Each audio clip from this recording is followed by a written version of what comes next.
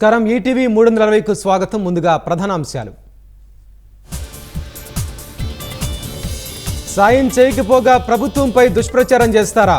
మానుకోకపోతే కఠిన చర్యలు తప్పవన్న సీఎం చంద్రబాబు.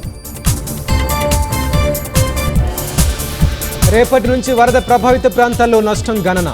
బాధితులు ఇళ్లలో అందుబాటులో ఉండాలన్న ప్రభుత్వం. బోట్ల ఘటనపై పోలీసుల దర్యాప్తు. వైసీపీ రంగులపై అనుమానం. యజమాని నుంచి వివరాల సేకరణకు యత్నం. జోరు వర్షాలతో తెలంగాణలో మున్నేరుకు మళ్లీ పెరిగిన వరద. ప్రజల్ని పునరావాస కేంద్రాలకు తరలించేందుకు సర్కార్ యత్నం. రాజమండ్రిలో చిరుత కదలికల కోసం 36 ట్రాప్ కెమెరాలు. అత్యవసరమైతే బంధించేందుకు 2 బోన్లు సిద్ధం. లక్నోలో 3 అంతస్తుల భవనం కుప్పకూలి 8 మంది మృతి. మరో 28 మందికి గాయాలు. ఆసుపత్రిలో చికిత్స.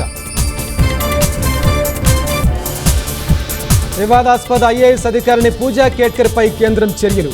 ఇండియన్ అడ్మినిస్ట్రేటివ్ సర్వీస్ నుంచి తొలగిస్తున్నట్లు ప్రకటన. పారా ఒలింపిక్స్ లో జావెలిన్ త్రోలో నవదీప్కు స్వర్ణం. 200 మీటర్ల పరుగులో కాంస్యం సాధించిన సిమ్రాన్ శర్మ.